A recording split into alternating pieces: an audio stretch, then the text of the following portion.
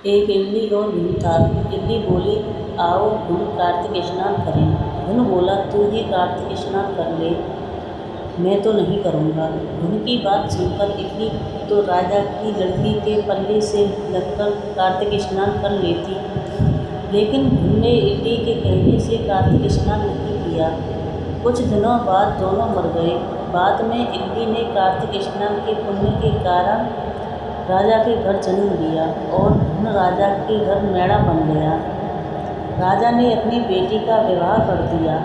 बेटी ससुराल जाने लगी तो उसने अपनी पालकी रुकवा दी।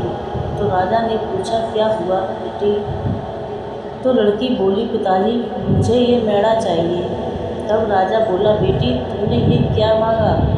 मांगना था तो धन दौलत ले ले, पर तू इसका क्या करेगी? लेकिन लड़की नहीं मानी और बोली, नहीं मुझे यही चाहिए। मेढ़े को रथ से बांध दिया गया।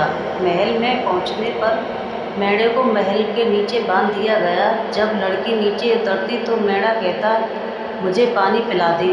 तब लड़की ने कहा, मैंने पहले ही कहा था कार्तिक स्नान कर ले, पर तब तुमने कहा था कि मैं तो बाजरा खाऊंगा और ठंडा ठंडा पानी पीऊंगा। लड़की और मेढ़े को बात करते हुए उसकी जेठानी और देवरानी सुन लेती हैं।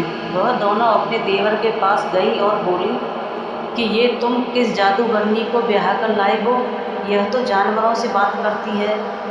अपनी भाभियों की बात सुनकर लड़का बोला कि मैं जब अपने कानों से सुनूंगा और आंखों से देखूंगा तब ही मानूंगा।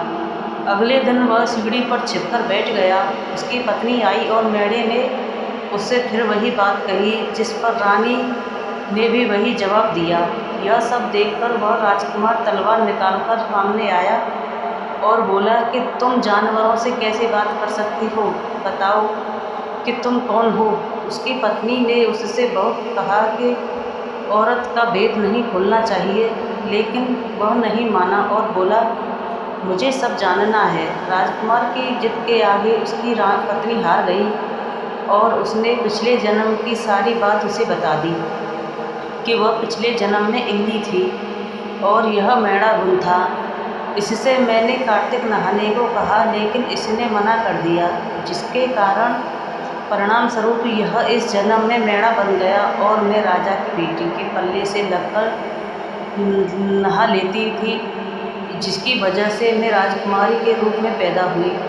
इसलिए मैं तो इससे पिछले जन्म की बात कर रही थी। सारी बात सुनकर राजकुमार बोला, क्या कार्तिक स्नान का इतना पुण्य मिलता है? रानी ने कहा कि हाँ, बहुत पुण्य मिलता है। अपनी पत्नी की सारी बातें सुनकर राजकुमार ने कहा कि यदि कार्तिक स्नान का इतना पुण्य मिलता है, तब तो हम दोनों जोड़े से कार्तिक स्नान करेंगे और दान पुण्य भी करेंगे, ताकि आने वाले समय में हम सुखपूर्वक रह सकें।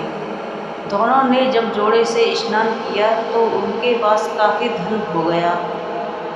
कार्तिक महाराज, जैसा आपने इल्ली को फल दिया, वैसे ही सभी को देना। कहानी कहने सुनने वाले, हुंकारा बनने वाले सभी पर अपनी कृपा बनाए रखना।